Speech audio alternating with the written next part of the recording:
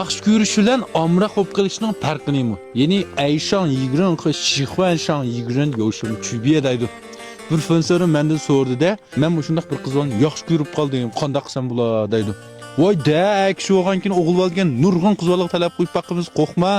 Men nurg'un talab qo'ygan dedim-da, chaqchaq qilibman. Bu deydi, bu shu Ayshan talashi Shixvan ta deydi. Bu yaxshi ko'rishlarni omraning bir farqi bormi desam, men shu dal mash farqini sizni ajratib bersin deyaptim.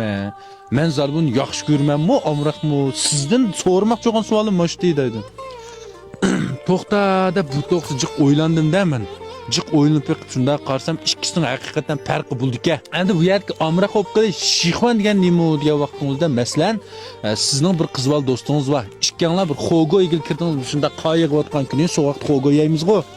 Xogo yigil kirdingiz, naq kirgan vaqtingizda xogoni bir narsani bo'rtib saypayini tizib tursanglar, kayningdan 3-4 alag'ini o'g'ilval alag'ingiz kirib qolgan. Voy ag'illar kinglar biz muhozir kirgan, billa o'ltirli deb bu yak boshladingiz. Shunaqa ikki odam qart o'ynamaymiz, 3 odam marg'ishmaymiz, 4 odam xogo yemaymiz. Adam qancha jiq bo'lsa, shuncha ro'nov.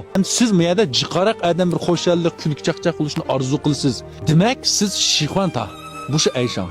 Çünkü sen bunun bilan birlikte bu huzurlanishni, bir kulki chaqchaq bilan allag'larning qatorida o'tishni xohlaysa, hatto ba'zida bu qarshi tarafning qizval ekan, men jins cheklimsini unutib ketdi odamchu. Ashundaq bir do'stlarimiz bo'ldi. Endi Ayshan shu degan vaqt yaxshi ko'rib qilishgan nima degan vaqtingizda ikkinglar, ya'ni o'xshash qo'g'oxona kirdinglar, saypayni bo'rtib o'ltirib tursanglar, kayningdan natija kirib, "Voy, bil o'ltirli adash, billaylik. Biz yap bo'lgan-tu, xapamanglar, biz mangash turli" deb chiqibsiz. Mana mashqisning farqi. Yaxshi ko'rgan Ayshonga ma adam bilan amal va yolg'iz qilishni, shundami?